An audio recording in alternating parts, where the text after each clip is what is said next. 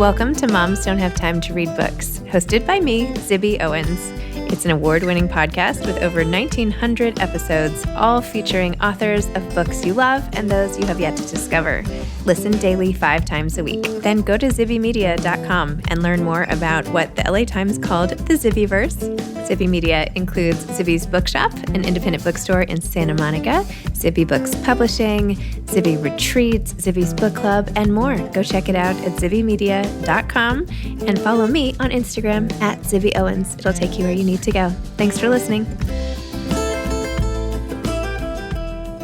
Kimberly McCreight is the author of Like Mother, Like Daughter, a novel. She's the New York Times bestselling author of Reconstructing Amelia, Where They Found Her, A Good Marriage, which she came on this podcast to discuss, and Friends Like These, as well as a young adult trilogy, The Outliers. She has been nominated for the Edgar, Anthony, and Alex Awards, and her books have been translated into more than 20 languages. She lives in Brooklyn. Welcome, Kimberly. Thank you so much for coming back on Moms Don't Have Time to Read Books to discuss Like Mother, Like Daughter. Congratulations. Thank you. Thank you for having me again. I really appreciate it. It's my pleasure. I know this book is personal to you with your daughters, and I saw you posting them on Instagram, and I read about them in your acknowledgments. And obviously, the whole book is infused with this mother-daughter relationship, 2 different sets of mother-daughter, father-daughter. I mean, it's very poignant. So anyway, congrats. It's a great, great book. Tell listeners a little bit better of a job of what the plot is than my rambling right now. No, I like your rambling, which gets to the heart of the book, which is always, to me, the most important part. Yeah, so the book opens with a college student, Cleo, who arrives home to have dinner at her childhood home in Park Slope, Brooklyn. And when she arrives, she's there to meet her mother, with whom she has this has long had a contentious relationship. And for the past several months, they haven't been speaking at all, but she's finally agreed to come home. And when she arrives, there is food burning and there is blood on a shoe, and her mother is nowhere in sight. So that kicks off the plot.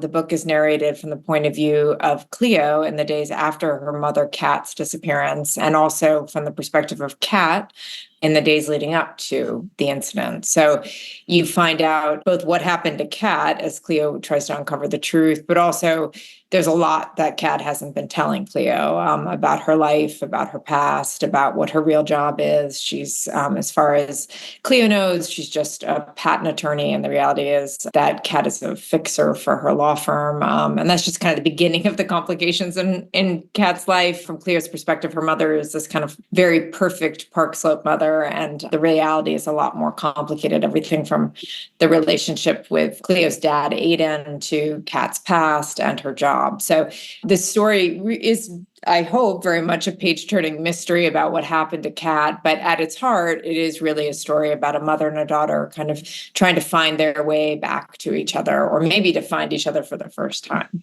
Oh, I love that. So beautiful. There's a lot about midlife. There's like midlife romance. There's not knowing how much to intervene with kids and how much to let them make their own mistakes, which is like the perpetual question, right? Like, how much is too much intervention? And like, when do you just let them do their thing and fail? And when do you rescue? And I don't know. I feel like I could talk about that all day, but yes, perhaps we should match notes about the right answers. Yeah, too. Exactly. Kat, of course, goes to one extreme, I would say. I've never, well, I mean, maybe she's just forging a path for the rest of us. Maybe we should interfere even more. I don't know. What are your thoughts on the? Yeah, I mean, I think you're exactly right that it's complicated. So there really is no right answer. And I think that all of these issues were things I was interested in. Kat in the book is separated from her husband. I am now divorced. So there's a lot in there. The book is very personal to me. So there's a lot of those pieces that feel personally relevant, or at least things I now know that I might not have known a couple years ago. And then in the motherhood part, my 2 daughters are 17 and 20, which I can't believe is true. I'm not as old as that would seem to make me. But so me parenting them, I because of my own upbringing, I think I've really come to motherhood with very much a blank slate. And that is both a challenge, but also an opportunity because I don't really have any preconceived notions about the right way to do things. I have read a lot of books. And I have, listened to a lot of experts and done all those things. But I have found that, you have to follow your instinct, obviously, a lot of the time. And there is no right answer. And I think that the idea that there is does women a disservice, because I'm sure my kids aren't the same kids you have. And so the reality is the right thing to do is different in every circumstance. And luck plays a bit of a role too. I think that I'm very close with my daughters and I've gotten really lucky. I definitely erred on the side of, I say, like drill sergeant meets prison warden. That was kind of how I mostly parented. And, my daughter, particularly my older daughter, would say that's definitely true. But I think over time, I've tried to focus most on empathy and understanding them and validating them as human and trying to see them as people. And I think that works in all aspects of life, but I think it particularly works with parenting. Yeah. And even within the family, the kids can be so different. I mean, what works with 100%. One kid doesn't work with the next kid. What works with one kid doesn't work with the other. That's even true of my and they're two daughters, and they're only a couple years apart. But I find like I butt heads more with one of them, who shall remain nameless, than the other one, because our personalities are more different. And so like the other daughter, more naturally, I can kind of intuit where she's coming from and figure out a way to get in and connect, right? And with the other one, her brain just works differently than mine. And so I have to like take a minute before I react to that. But it's like it's so hard and so complicated every day, every single day. I have no idea. Every single day they'll come and I'm like, oh God, now what are you asking me? Like, I don't know. Like, I'm not supposed to know. I have no idea. And the reality is you're supposed to know, or they need you to know. And so half the time I'm like, all right, I'm going to try to pretend I know right now, because they do need you to do that. Yeah, that's true. Although I'm definitely the first one to be like, I think so. Or like when there's something, I don't know. I'm always like, I'm in the same boat. Yeah. Like, I don't know. Is this person going to be okay? Or are they going to be, I'm scared too. Or I don't know. Right. It's probably the wrong. No, I don't think so. Yeah, I make it up every day. I'm always making it up. I think that when you have like ruptures with your kids and then repairs, I think admitting you don't know, I think admitting you've made a mistake and that you're sorry. I mean, all these things, I think, in the end of the day, aren't we treating them trying to teach them how to be people? Yes. And that means being fallible and not knowing sometimes. And I think that all you can do is I've read more than once that they learn most from the example you provide and how you live your life. And so I think that that's the best thing you can do, is try to like be true to yourself and live honestly and be the best person you can be in all your interactions. Because I feel like more than anything what you say, I feel like they're watching what you do. Yeah. So from the divorce angle, was that then coming from a personal place of being tired of the dating apps and meeting somebody in person? Yeah, for sure. I mean, like, yeah, Zimmy's afraid that there's a bit about dating apps on it. Yeah, I mean, for sure. Like, I've been on dating apps and they're terrible and also useful and all of those things. So for sure, like all of that, those references came from personal experience. Absolutely. And it's ironic. Wasn't your last book The Perfect Marriage? A Good Marriage. Books ago? A Good Marriage. It was a few books ago. But it for sure, if you want a recipe for evaluating your own marriage, which may or may not survive the test, writing a book called A Good Marriage will do that. It's just my a lot of time asking yourself, wait, what about my marriage? And so I actually think that a lot of what led me to write that book was kind of the questions that I was already having. And I think a lot of, as a writer, as you know, what you're doing is balancing kind of these subconscious questions you have for yourself as you sit down to work on any project. So I think, the questions, it wasn't as a result of writing that book. I think they predicted. No, I'm kidding. Yeah. Although that would be terrible if every book led to that. To that. When you talked about your own childhood having a blank slate of motherhood, tell me more about that. No, it just was, without getting into a lot of details about it was certainly like a challenging upbringing. So, I was a child of a early divorce and a lot of chaos in my family. And so, I would say I largely raised myself. And so as a result of that, like, I didn't have a traditional parent relationship. And so, when I came to it myself, it really was a blank slate. Well, in the book, we have neighbors and colleagues and classmates and all these people who are within the same inner circle of each other, and yet nobody actually knows each other, right? There's something, people are hiding things like all the time or keeping all these secrets from each other in a way. I mean, I won't give anything away, but, as in life, I guess, right? There are things you hold back, but I feel like the things in your book that everyone's holding back end up growing bigger and bigger and bigger throughout the course of the plot. So when you're writing a book like this, how much do you know at the outset? And do you know about the twists and all of that at the beginning? And how do you know when you're writing somebody which pieces to put out there and which pieces to hold back and reveal later? Yeah, I mean, it's really ends up being kind of a dialogue between character and plot. And to answer your question, I do not know. I know virtually nothing when I start out to write. So I don't outline in advance. I figure it out as I go along. And so I'm almost done, hoping to be done this week with my next book, a first draft. And so that one, I almost look at my first drafts probably as what people would consider extended outlines. So as I'm writing, I am learning about the characters and then figuring out the plot, and it kind of I'll toggle back and forth between it. I have a general sense of the spine and the structure and the main characters, but often I'll start out with the character, even a main character, and realize that because that it's kind of, I've started almost in the opposite direction from them. Like either they seem prickly and they're actually nice, or they're, seem nice and they're actually prickly, or what have you. And I realize that again, it's a kind of interplay between the plot and the characters, because my books, I hope and I think are a balance of both, and theme too, right? So those things are all working together. But by the time I'm done a first draft, then I've kind of figured everyone out, which means the beginning of the book has a lot of problems in it. So I've got to kind of go back and start again. And so my process is iterative. And I would say I probably do in the neighborhood of, 6 or 7 full rewrites of a book before my editor ever sees it. Wow. And that's almost like the entire book. Oh my gosh. To be written. So it's working with like a giant outline.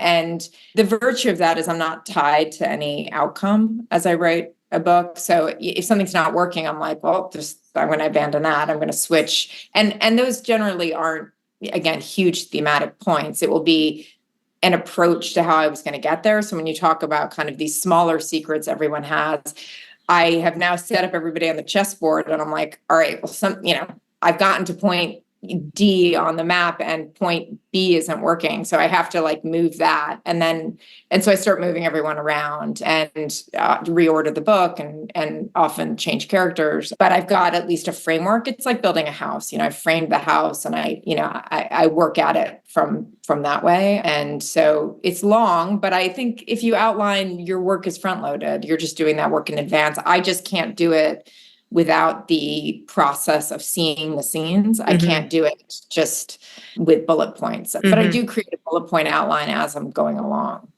Wow.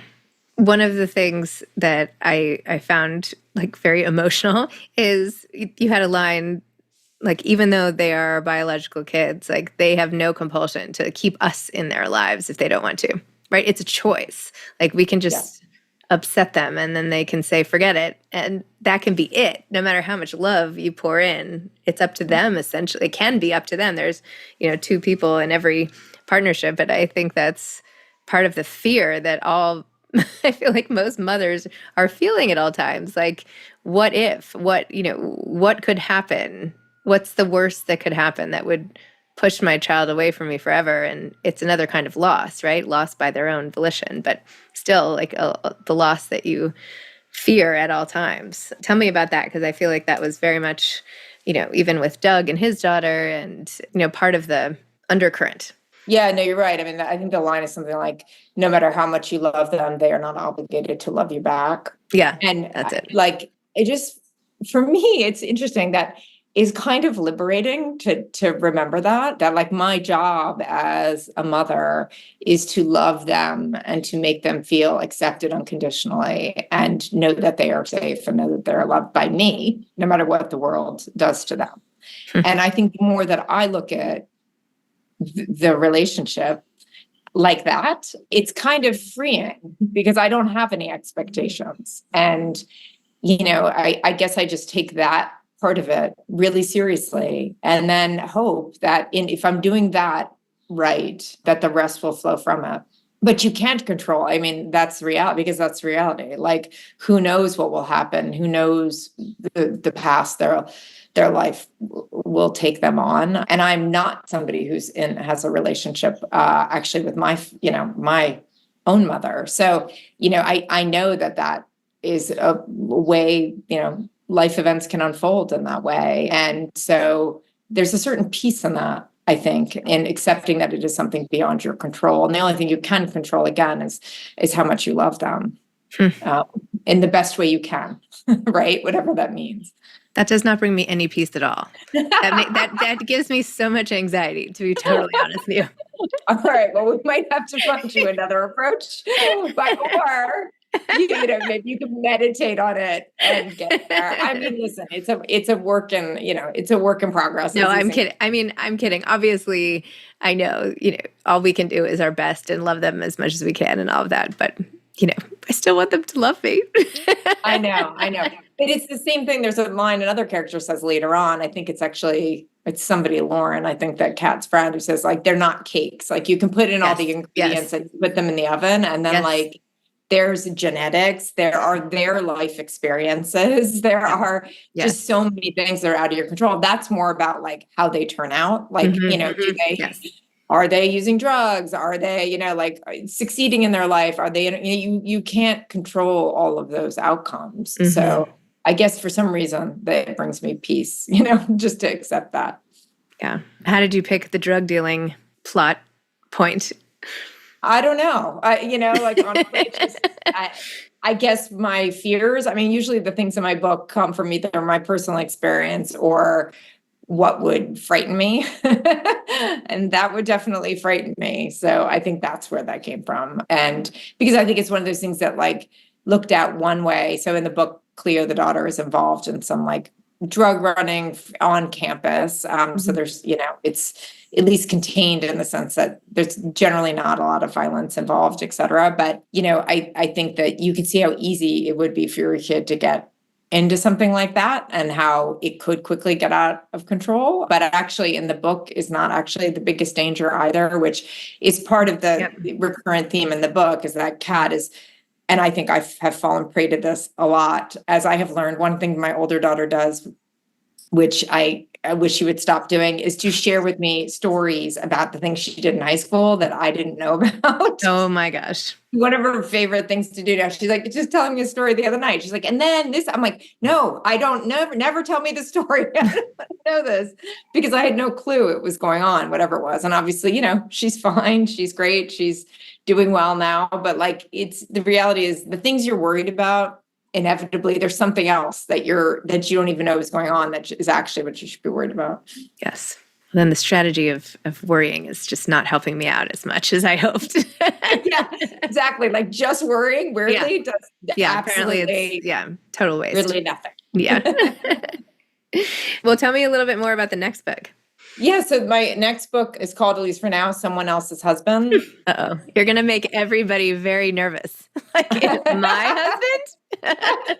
Whose husband am I talking about? Yeah. No, so it's set in New York again, which I do like to set. I think all but like one of my books has been set in New York. But it's got a young woman who I climbed Kilimanjaro last year, and part of the storyline is flashing back to a hiking trip, and there was a group of men on the trip with her as a single person. And then when the book opens, she has been found. She's dead. And he, it's narrated from the perspective of her in the past and the wife of one of the men on the trip. So, it's ultimately, it is kind of a love story. And so, but it's a complicated, as my books often are, complicated trajectory to get there. But I got to write a little bit about climbing Kilimanjaro, which was fun. What was that like? It was incredible. I mean, it was certainly like my own little like eat, pray, love moment, but I highly recommend it if you want to step off the face of the earth at some point. It's pretty remarkable. Wow. Did you have to train forever and all of that? I have trained for a lot of stuff, usually like on an ongoing basis. I was training for a half Ironman at the time. So I was already in shape. You just threw it in. You just threw it into the mix. Threw it in. But it's actually not that. It requires a basic level of fitness, but it's not like the hardest part is camping. You camp for 8 days on the mountain without showering and you don't have to set up your own tent and stuff, luckily, but there's people to help you. But that was the hardest part. I'm not a camper. So I was like very over that by like 24 hours into it. My gosh. So what advice do you have for aspiring authors? Let's see. Advice for aspiring authors. I would definitely get a couple really trusted readers of your work, and not just one. Like, it can be a critique group, and that's obviously ideal to give you feedback. It is impossible to accurately assess your own work in your head. So you do need feedback, but make sure that they're people you trust who will be honest with you, but also productive. I have been in critique groups where there can just be people who are really motivated to show how smart they are, or to, just give feedback kind of how they would write something rather than helping you be the best writer you can be. So that is really critical. Also, set yourself up so that you can keep at it without giving up. So whatever that means, depending on your life situation, take a job that gives you, be a teacher so you have summers to write, or just know that it could take a really, really long time. It took me writing almost full time, a decade and 5 unpublished books to sell my first, which is Reconstructing Amelia. So that, and I used to be an attorney before that. And so some of the books were written while I was working, some not. And it just can take a really long time and a lot of work. And some people get lucky quickly, but make sure you give yourself time to really give it a go. Why did you not give up? Because I'm an insane person. I don't really know. No, that's not true. I had destroyed my career. So I had this really fancy law career. I, worked at one of the best firms in the city. And once you are a few years away from having given that up, you can't get it back. And so I think that, I also got some early success. I got an agent. I wrote my first book in a year and got an agent right away. And he got a big agency, and he almost sold that book. Almost. Like, there was an editor who wanted it and she couldn't convince marketing.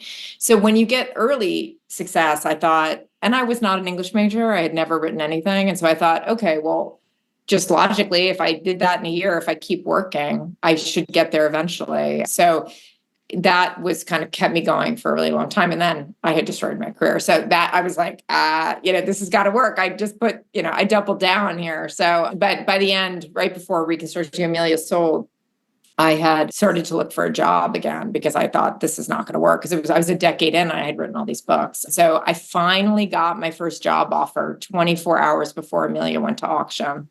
Oh my gosh. And that was working back. I graduated from the University of Pennsylvania Law School, and it was working back there in their writing department, in their communications department. So I called and said, I have to turn down the job. I sold my book.